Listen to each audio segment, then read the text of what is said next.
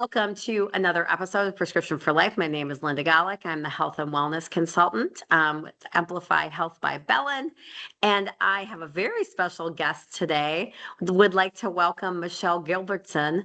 Michelle is a wellness education specialist, and she is over in our Gundersen region, but she does cover education across the state.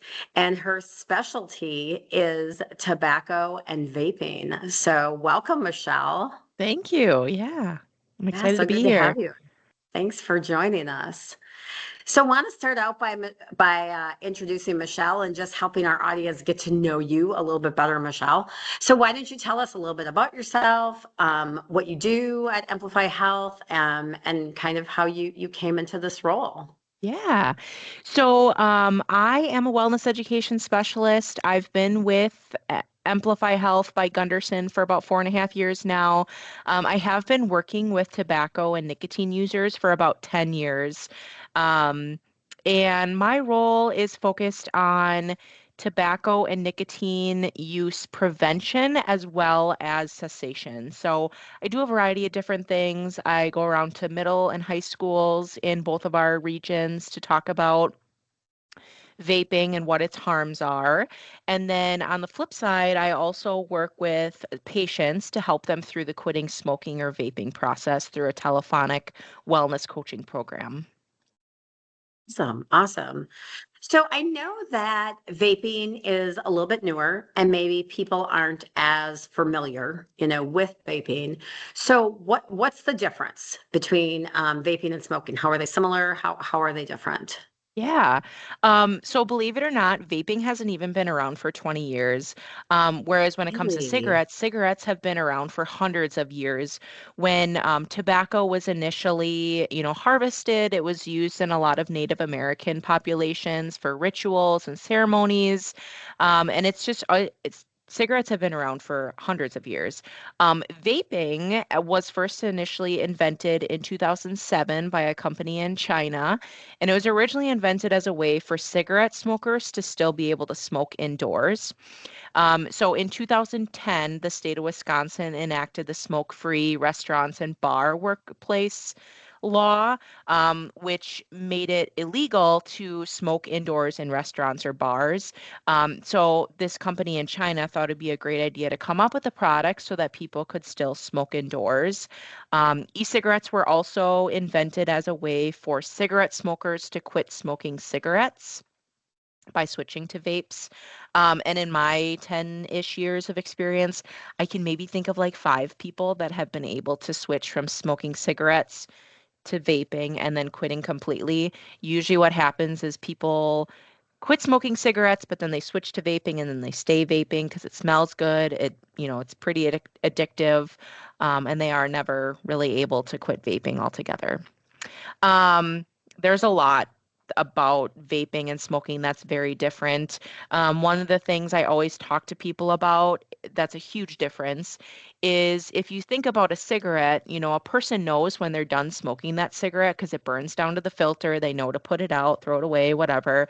But with a vape, if you're not paying attention, if you're hanging out with friends, if you're in a social situation and you're vaping and you can, totally lose track of time, lose track of how many times you've hit your vape, and all of a sudden you can go through way more hits of your vape than if you were to be smoking a cigarette. Um, there are also, when it comes to cigarettes, there's two flavors. It comes in either tobacco flavored or menthol flavored. With vapes, they come in over 8,000 different flavors and liquids. I mean, we're talking anything No. from fruit medley to menthol to cherry cola to iced caramel latte. You name it, there's a flavor for it. And that is why they're so attractive to people because they do come in fun, fruity flavors. They taste good, they smell good. They don't smell, like a typical cigarette does. So it can be very attractive to people. Yeah. Now, is it true that vaping has even more like nicotine in it than a cigarette does? Yes, that is very true. So when a person typically smokes a cigarette, they get about 1 milligram of nicotine from that one cigarette. So If someone smokes a pack a day, and a pack of cigarettes has 20 cigarettes in that pack, they get about 20 milligrams of nicotine per day. Whereas a vape can have anywhere from 50 milligrams of nicotine per vape device to like 600 milligrams of nicotine per vape device. And obviously, people go through vapes at different paces. So sometimes people can go through a vape in a few days, others a few weeks, sometimes a month. It just really depends on their level of use.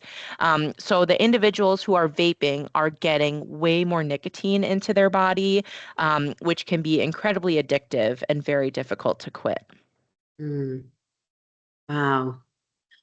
So then, what would you say, are there certain demographics that are more at risk, for vaping? You talked about all the different flavors and things like that. Does it then tend to be more attractive for a younger demographic? Absolutely. Yeah.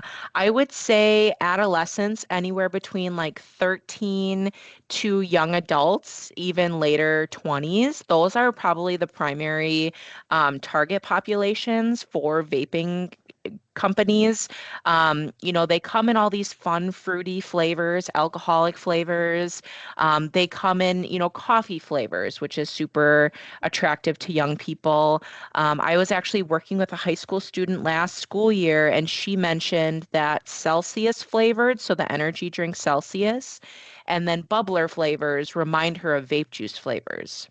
That's not a coincidence. They do that on purpose so that, if someone really likes the Twisted Elixir bubbler flavor, and if there is a vape juice flavor very similar to that, they can make that connection, be like, oh, I bet you I'd like this vape flavor.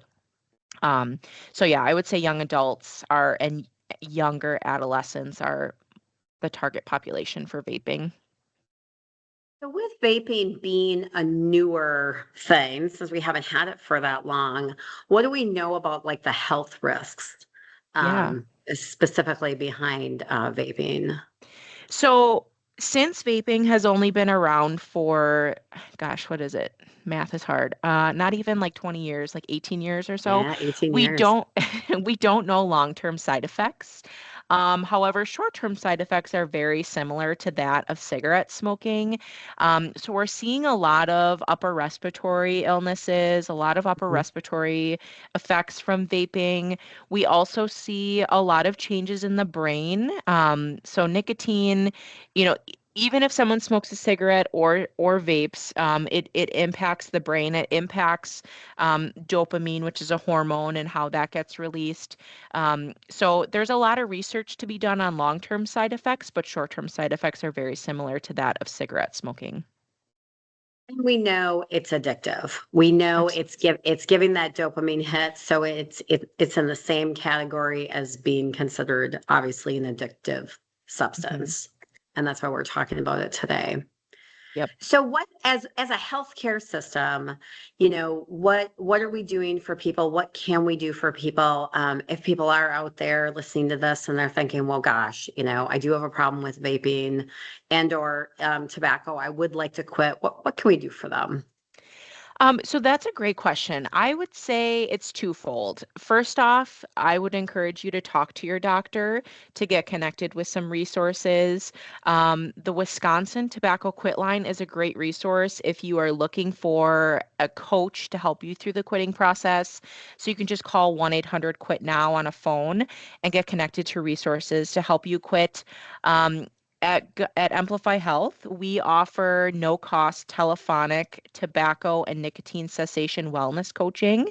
So if you talk to your doctor, feel free to ask about wellness coaching and they should be able to get you connected to our program. If you don't want any further resources, just some tips for you to do on your own is I would encourage you to pay attention to when and why you're vaping or smoking. So, are you vaping because you're bored? Are you vaping because you're mad? Are you vaping because you're sad? Are you vaping in social situations? Like, what are those reasons? And then I'd encourage you to come up with a list of things to do instead of vaping. Like if you're at home and you're bored and you get an urge to vape, could you go for a quick walk around the block? Could you do a load of dishes? Could you fold laundry? Could you, I don't know, tidy up a junk drawer? I mean, the sky's the limit. Could you engage in your favorite hobby? If Another, way to help you quit or reduce is try buying a non-favorite vape brand or a non-favorite vape flavor. So if you're always going for the peppermint mocha vape juice, could you maybe try getting just regular menthol flavored? Could you try getting a flavor that you absolutely hate, like toasted banana, just so that it's not quite as appealing to you and it doesn't taste as good to you? Otherwise, I'd also encourage you to talk to friends and family, see if there's anybody else in your life who also wants to quit. Just sometimes having an accountability buddy going through the quitting process can be pretty helpful as well. Some great information there, Michelle. So many things, both that people can do just on their own, but then also we as a healthcare system, what is being provided, as well as resources, within the state of Wisconsin, and potentially beyond. So super helpful. Really learned a lot today from you, Cool. Michelle. Was there anything else that you wanted to share with our audience? Anything that we didn't get to today? Anything that you want them to know? No, I don't think so. I think that covers it. Okay. Well, really appreciate you being here. Thanks to our listeners. If you do struggle, with tobacco or with vaping, we encourage you, please reach out to your primary care provider. Please reach out to us. We do have that wellness coaching that's available for you. So really great thing that we have to offer. Know that you're not alone. And if you want to make a change, it is possible. So we want to get the information out there to encourage you to do so. So Awesome. thanks for joining us today. Thanks for listening. To everyone, please like, subscribe, share this podcast, and we'll see you next time. Thanks, Michelle. Thank you.